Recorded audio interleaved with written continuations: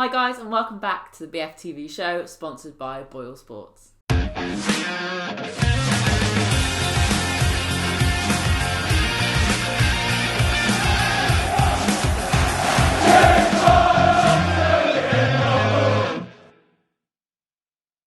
So guys, before we do get into today's video, if you could leave us, I'm going to set about 50 likes for this one. Bit of a target. Can we hit it? That'd be great. If you can comment down below your thoughts, we're going to try and be a little bit more engaging, a little bit more interactive, guys. So leave your comments and we'll talk about them in the preview. If you want to talk about the Brentford game coming up, let us know. We'll include them in, it will be tomorrow's video now, and we'll talk about those in the preview show. And if you haven't already subscribed, don't forget to subscribe, guys. I think we're only like 5 off 1,500, so make my day tomorrow. And if you could subscribe, that'd be great. And hit the notification bell so you don't miss any of the uploads. A little bit inconsistent at the minute, busy schedule. It happens. Anyway. So we're going to start off with the Nottingham Forest game, having a little rewind over the last few games. So it was our first home league victory since October. Yeah. On the 1st of February. Nottingham Forest at the time had the best away record in the league. So how do you think Blues went about turning that statistic on its head? Typical Blues. So typical Blues that it's like if we were the best away team in the league and we were going to the worst home team in the league, we'd lose. Mm-hmm. And it's vice versa. If we've got a terrible record, we tend to break it against the best teams. But we've looked marginally, we've been getting better ever since the Wigan game. And I said earlier in the week that the biggest turning point for me, and it wasn't pretty, but it was effective, was the Blackburn game in the Cup back at the start of January. We won ugly, but we won the game. I think it was a confidence thing. Had we have lost that game, it could have been really disastrous. And from there, we've kind of just gradually built on that and added bits and got players back from injury and come to the Forest game, and we've, obviously we were saying, during the game, we gradually got better as the game went on. Shaky start. We expected Forest to come out the trap, so didn't we? And they did. And yeah, I think we did. I think they were definitely the stronger team in probably the first half an hour. Yeah, easily, yeah. And obviously they went ahead. But it was that Lee Camp penalty save that turned the game on its head, and Blues really got kicking after that, didn't they? Of course, yeah. That's the kind of moments that change games, though. And Blues have needed that at times this season, and actually haven't. When you think about some of the decisions that haven't gone our way, we haven't had the rub of the green, so to speak. There's performances that have been unacceptable this season. Yeah. There's been performances that have been unlucky and lost. And there have been decisions, e.g. Borough, that have been decisions, ridiculous. But we got the rub of the green. Campy, great save. We got the other end and we score. And obviously, I think that also kick-started Hogan's confidence as well, because I tweeted there was a striker in there. He's lethal. Just get him a run of games. Give him some confidence. Strikers, it's not difficult being a striker. I played up front myself, so I would know. It's a confidence thing. When you believe you're going to score, you will score.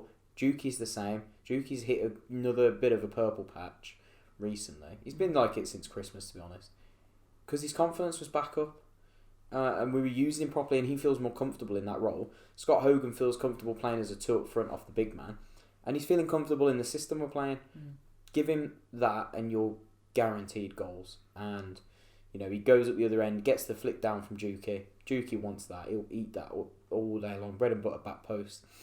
And it's just about having that poacher there. Shea wasn't really a poacher. Shea was a very dynamic striker. Yeah. Who would do a bit of, drop.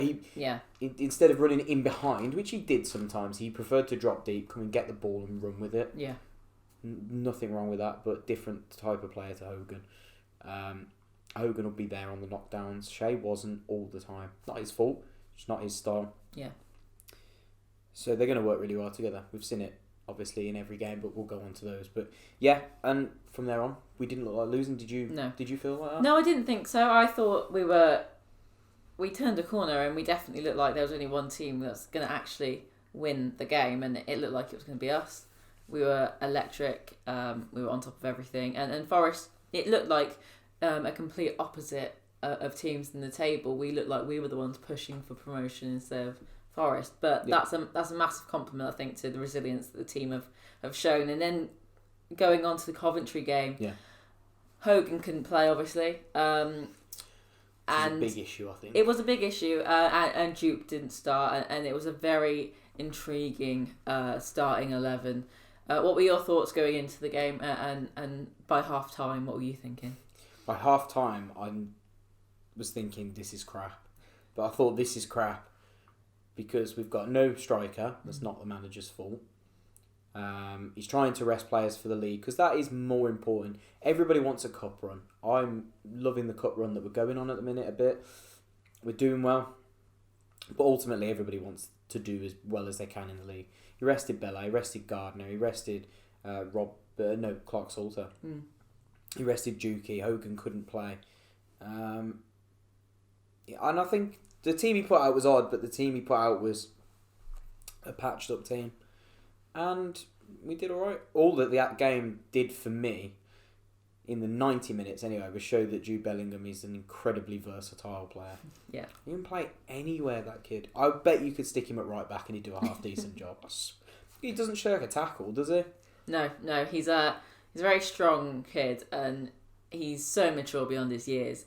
Even almost out of position, he looked pretty comfortable and was really our only threat in that first half. Going into the second half, there were a few changes, and we did go behind, but right in the dying seconds, we equalised.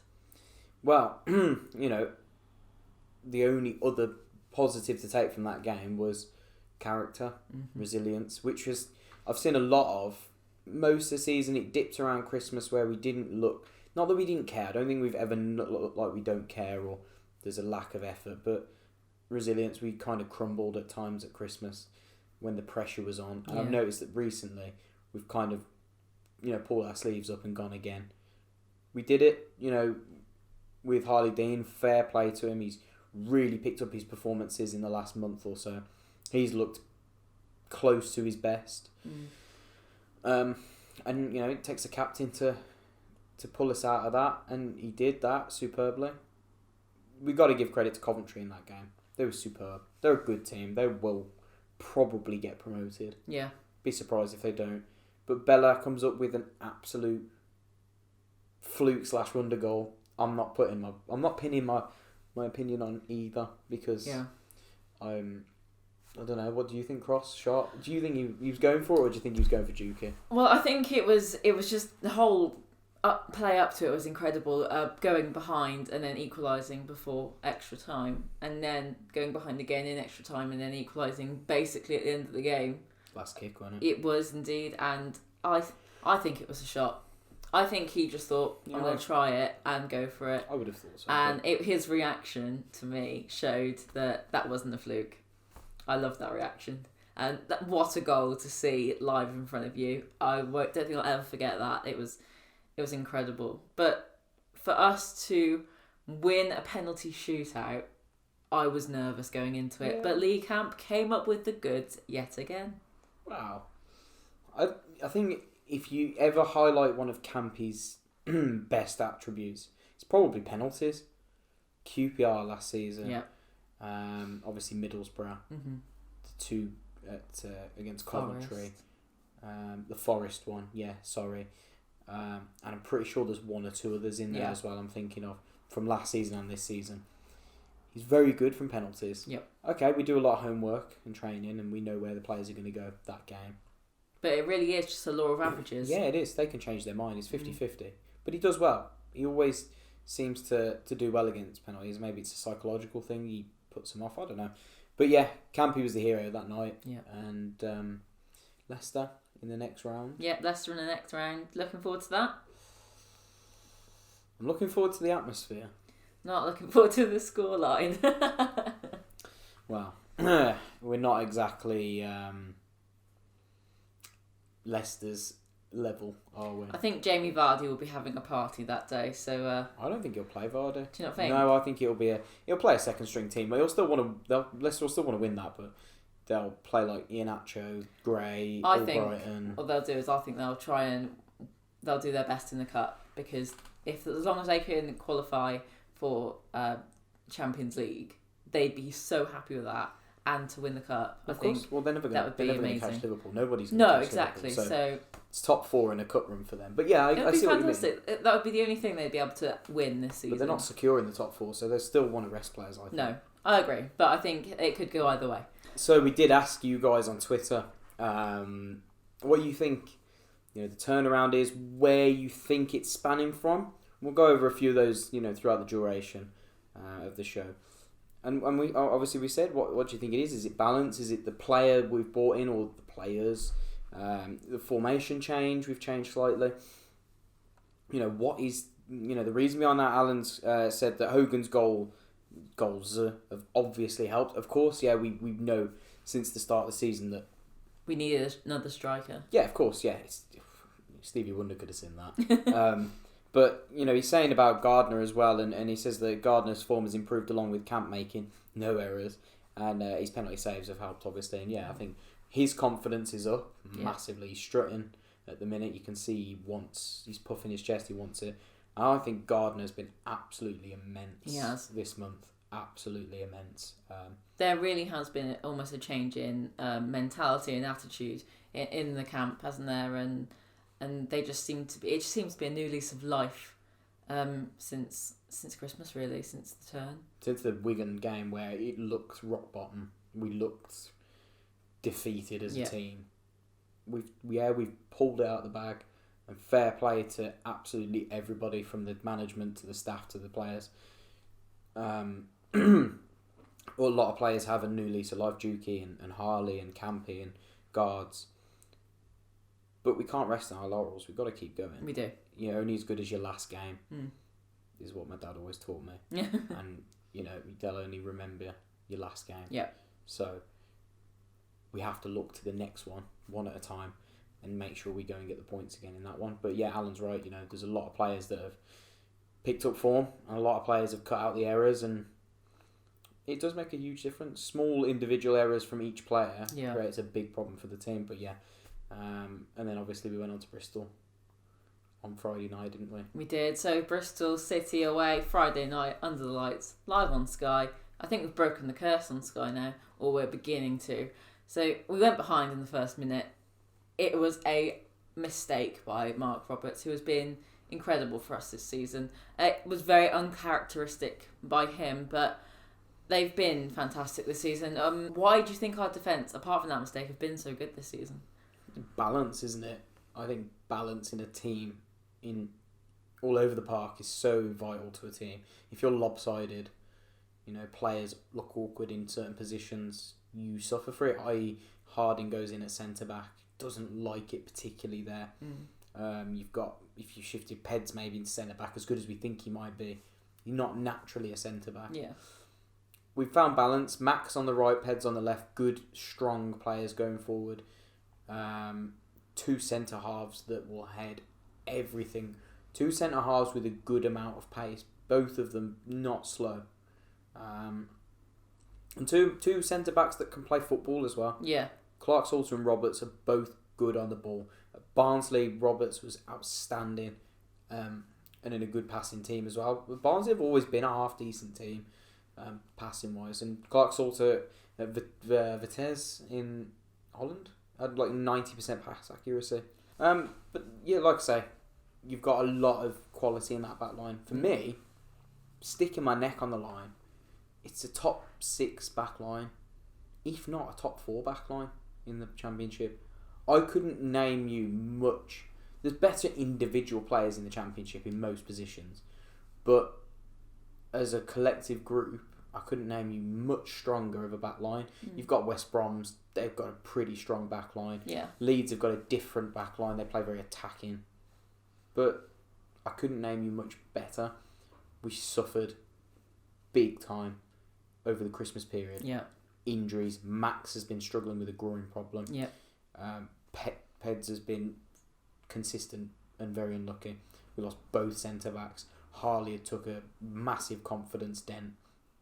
And Campy was and he was in and out, and poor Connell Truman thrown in at the deep end, and was a pretty torrid Christmas time. Yeah, it was, wasn't but it? when you look at the bigger picture and you step back and think back to it, a lot of injuries plagued our Christmas period, and losing that balance on the back line. It was massive for us, wasn't it? Yeah, I'm not saying we'd be playoffs, but we certainly would be slightly higher than we are now. We wouldn't have lost like Wigan. I don't think we'd have lost at home, and we maybe would have got a point against West Brom and instead of losing that game, and we maybe would have got a point against Leeds instead of losing that game. There was 3 or 4 games I can think off the top of my head that if we had a stronger defence at that time, or a defence that was more balanced, even one of those 2 centre halves was still in. Yeah, Max wasn't suffering. But results would have been different. Yeah, well, we don't know, but possibly. I think you'd have had a better chance. But yeah, definitely. But the Bristol game was a let off, I suppose, for Roberts. So after the mistake, Blues did seem to kick into gear, and it did really wake us up. We needed to really kick on, otherwise we were going to be in trouble. Yeah. But do you think it was our most complete performance of the season? 100%. Yeah. I think we discussed it maybe in the car on the way back, saying that everything we seemed to do, they didn't really look like scoring. They had that one chance with Zizou, about 20 minutes from the end, where he skied it over. He should have scored, probably. Other than that, I'm thinking, I don't remember Campy making too many saves. No, I don't think he made many saves. A lot of their shots were off target. Yeah. And I just didn't feel particularly under threat. Yeah. And going forward, we looked dangerous. We really did. We could have scored 4. But not being greedy, 3 away from home is always nice. And not many teams go away from home and score 3. So it was a fantastic performance. And, Scott Hogan is a natural poacher. He's what you call a fox in the box.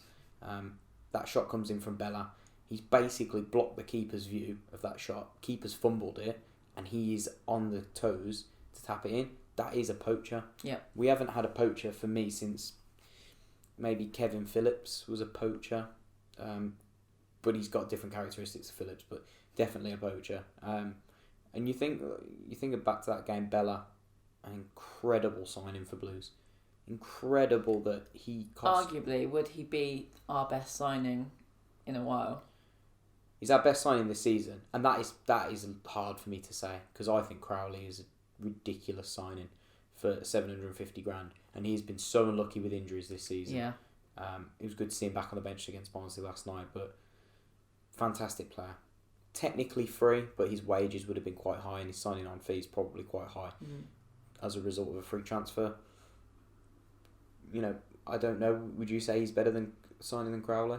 I think we've seen more impact from Bella in a shorter period of time. However, I don't necessarily think that's Crowley's fault, because a lot of the time we have been playing him. We haven't been playing him in a style that's obviously suited the whole team. Yeah. So regarding that, I don't think it'd be very fair to say that Crowley's any worse than Bella. I think they're just the impact different. I think they're very different. Oh, they're completely different players. Yeah. So I think that's hard to compare them in that sense. But I think for a free transfer, Bella has been incredible for us, and long may it continue. Another goal scorer of ours, Lukas Jukovic, scored his 100th career goal against Bristol City to make it 3-1. 43 goals for Blues. That's nearly half of his career goals for Birmingham City. So he's obviously hitting his prime now for us, and has been whilst he's been with us. How great has he been this season, though? Even though things have been hard, he's been playing in a team that hasn't suited his style of play, but he's still got a very good goal tally. Yeah, he has, and that's testament to him. I think everybody's knocked Duke at some point for one reason or another, whether people question his quality, whether they question his lack of mobility or ability. I wouldn't say adapt, because he adapts to everything, but it just doesn't suit the style that we were trying to play, the passing and that. It's not that he can't pass, but it doesn't suit him. He's not quick enough to be that intricate. Whereas now, when he's got Hogan as well, and the team, like the setup has slightly changed. Yeah, I think it suits him a lot better. Yeah. And like I say, 11 goals, 2 assists, incredible return. And I think he'll hit 15. I'm very confident he'll hit 15. And yeah, he's hitting his, like you said, he's hitting his peak of his career at the right time for us. And quite a lot though for us. I didn't think he'd scored that many, but clearly I'm wrong. He has been with us for a few seasons now. It's his third full season. Yeah. No. 3.5. He's done 3.5. Yeah. Yeah, because Rowett brought him in. But you know, again, full credit to him. Juki is not untouchable, but you just can't help but love him, and he'll go down in Blues history. He certainly is at the minute. If he carries on, and a couple more seasons, absolutely, I can't deny that. But yeah, it was a massive performance. Everybody contributed. Everybody looked great. I've been a bit of a critic of Sunjic this season. I'll hold my hand up and say that. But even he's looked much better last couple of games. Confidence thing again. I said to you though, probably a confidence thing. We've probably brought him down to our level. Our level. I still think he's got a lot to work on in his game. But he is young. He's still learning, like Jude is. Like, you know, a lot of our players, like Crowley, still learning. We got to remember, a lot of our players are actually quite young. Yeah. So, yeah, but I was dead happy, and you know, like you said, probably the best performance of the season. But again, on the socials, we got in contact with you guys, and a few more of you had your say about what you thought was changing. Because obviously, a lot of people see the games differently. Mm-hmm. A lot of people perceive it differently as to what's changed.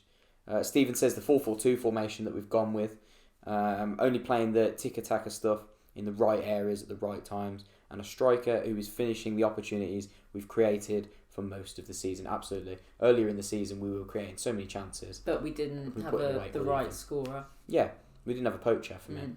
And he's right, the balance in the 4-4-2. 4-2-3-1 can work. Yeah. Absolutely. We just still don't have the team to play it, for me. And you can't fit Juki and Hogan into a 4-2-3-1. Yeah. So the 4-4-2 works much better. Get the best out of the players you've got. Don't try and make the players fit the system. Which is what I think we were trying to do for the majority of the season up till now. Completely agree. And whoever's decision that may be, let's not pay. You know, we're in a good run of form. Let's not pass the blame at the minute. But whatever that may be, and absolutely, the striker is pivotal. We knew that. We still probably could do with one more, because when you look to the bench last night, again, if you want fresh legs, Hogan's tired, Juki's tired, you want to stretch defences still. Yeah. We still don't have a striker on the bench to do that. We've got Bella, winger, Crowley, number 10. We've got a few positions where we can change. We've got no central midfielder. Kifton Bell's a couple of weeks off still. I know they tried for the third striker, but I'm hoping in the summer that they do that bit of business and manage to get that in. Lee W1875 says back to basic blues, back to basics blues. Also known that there's someone like Hogan in support of Duke, like we've already said, who can make the moves, causes issues, and actually be in the box. Like we've said, Shea wasn't always in the box. Yeah. Was trying, you know, he was much better outside the box, long range shots, and all of that sort of stuff. Paul says on Twitter, the balance in the midfield with Gary Gardner and Sunjic, I think that's been heavily overlooked. And a few of our fans starting to pick up on that now.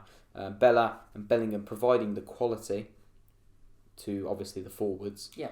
And then Hogan stretching defences with his movement. This is what we've been missing, and can allow the likes of Bella and Bellingham to adopt the space in between the midfield and defence. I completely agree. Completely agree with everything that was said there. Yeah. Just the balance is just fitting now, and it's working, and we found that equilibrium. And then is that the right word? Yeah, no, I think you're right. I don't know. Your vocabulary is better than mine, and I think I've got a decent broad vocabulary. Don't comment on that. I'm just going to start messing up now, and everybody's going to pick on me in the comments. I do get a lot of that. People saying, "Oh, good show tonight, but you did miss this, or you did say that wrong." I know. Callum Denning, I'm looking at you. I know you're watching it. So let's go on to the Barnsley game and finish this long episode.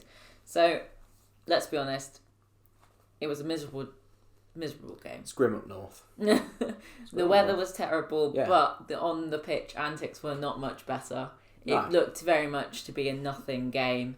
However, in my opinion, the substitution for Montero to bring on Bella changed the game, brought on a bit more intensity, which in turn created more chances up front, and Scott Hogan put it away to make it 3-3. Who was the last Blues player to do that? Don't know. Joe asked me that last night. He thinks I know the stats. I don't know. I've got some stats. I wouldn't know that. That's more fact than stat. But do you agree that Bella was the change last night for us? I don't think he affected the goal. No, but the complete style of Changed playing the and tempo. intensity. Yeah. I completely agree with starting Montero last night. That I'll go on record and saying. For the fact is, we've got another game Saturday. Yeah. Bella, you did not want Bella doing another 70 or 80 minutes. He puts a lot of shift, he puts a big shift in every game. He gets a lot of knocks, again, because of his ability. I don't think that was the issue necessarily. I think the issue was we were almost throwing the game away. We didn't have that intensity to get that goal. Yeah. So I think Bella needed to come on. Yeah, no, of course. We wanted to win that game. We could see that there was... they were there for the taking. Yeah, no, there was an opportunity to win that game. They looked devoid of ideas. They looked lacking in confidence, which we know what that can be like. And we, in the end, we took advantage of it, but it was a poor game. Yeah. The weather conditions were poor. The swirling wind was a nightmare. Any ball in the air was causing problems. Both teams suffered because of that. And the pitch didn't look great. I think Bellingham commented on the pitch wasn't great. Yeah. Don't know how he feels about our pitch then, because our pitch is worse.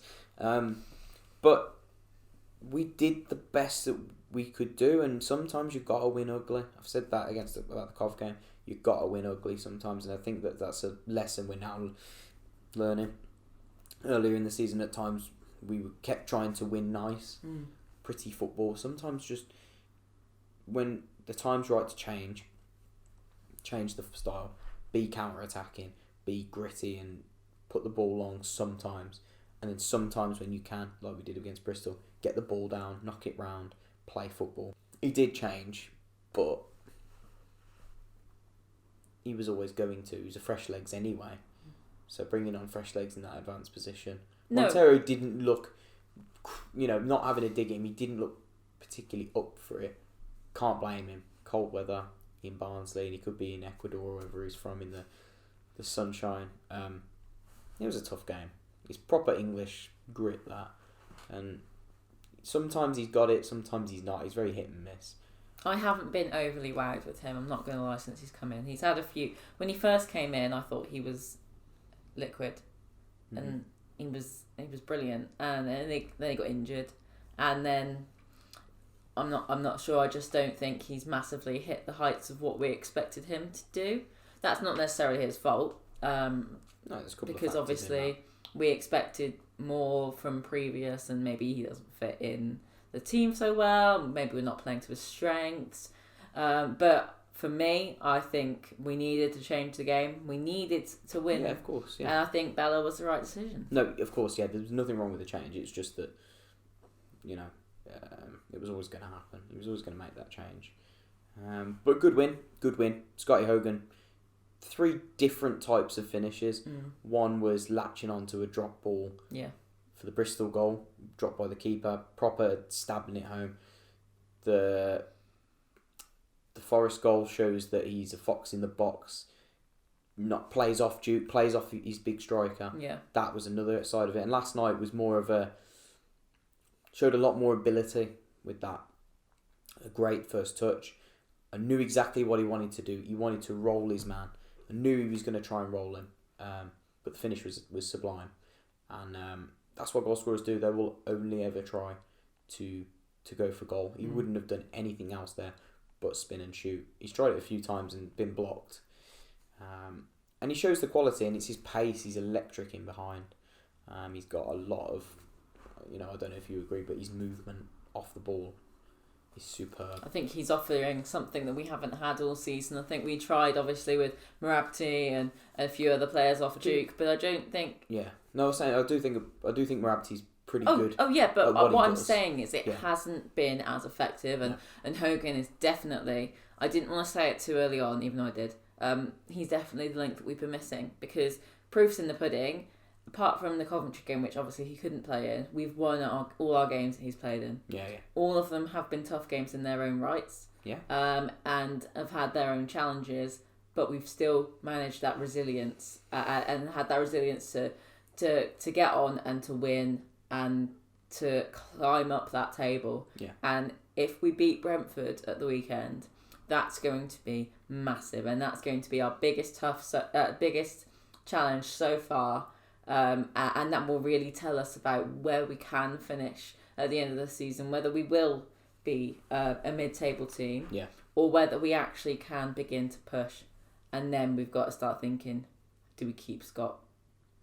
Well, I think we need to look to keep Scott anyway. But whether we can or not is a different story. And who's going to be in for him in the summer. Yeah. Keep showing this form, he's going to be a wanted man. And it won't be by the Championship guys either. Mixture. I think there could be one or two lower Prem teams. Yeah. But I think definitely upper Championships. Your Fulhams, if they stay down, your Bristol Cities. I know Lee Johnson said he wanted to try and sign him. It's dependent on where we finish. If we finish 8th, then we've got a great chance. But I don't think we will finish that high. If we can finish top 10, it'd be fantastic for us. Phenomenal season. Yeah. And a great turnaround. But a few more on the socials. Joe Watson says it's no secret that we've been missing. We've been a goal scorer off a good side. Mm-hmm. Fair point. Yeah. The only thing that worries me now is not the quality; it's the quantity. It's the depth. Every game, me and you look at each other if a player goes down and go, "Oh, don't." Yeah. Like we just couldn't do with it. Ethan says one word: determination. I agree. Summed up by Bellingham's assist on the right hand side. Didn't give up on that, and it's a credit to himself and an example to all the players. Keep going. He is, yeah. Keep going. And final one, Warren Yates says, having both wingers capable of using both feet, so Bellingham and Bella both. Is that a dig at Magoma? I think Magoma, he's good with both of his feet.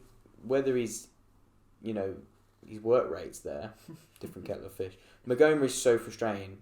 I won't get into it every time because we know he can be class. Yeah, but it's whether he wants to or not. Depends what Magoma turns up. But he says, you can use both feet effectively. It's been a key part. Last night was more down to the fact that we finally have a finisher that can score in games where we only have one or two clear-cut chances. That is the key, turning draws into wins, which we've had a lot of draws this season where we should have won. And had we have done, this season would be a different story. Absolutely. So thanks so much for watching, guys. I know it's been a slightly longer one, but we wanted to wrap it up. We know we don't do reviews anymore and there's no podcast this week, so we thought it'd be good to have a sit down and chat about the good upturn in form. Thank you so much for commenting as well, guys, everybody that did. Don't forget to leave your comments. Obviously we do put out on socials when we're going to include them in the show, so look out for those if you want to get involved, and you can add a little bit of conversation into what we talk about and have a bit more input. If you haven't already, like the video, it'd be really appreciated. Hope you have enjoyed this week's episode. There will be a preview out for Brentford's game. It was hopefully going to be Thursday evening. If not, it'll be Friday morning. Trying not to let you down on that one. And again, if you haven't already subscribed and hit the notification bell, then that would be superb. I've been James. Emily, you've been a pleasure again. Thank you. As always, she's the heartbeat of the channel. So thank you, Emily. And we'll catch you for the preview, guys. Keep right on.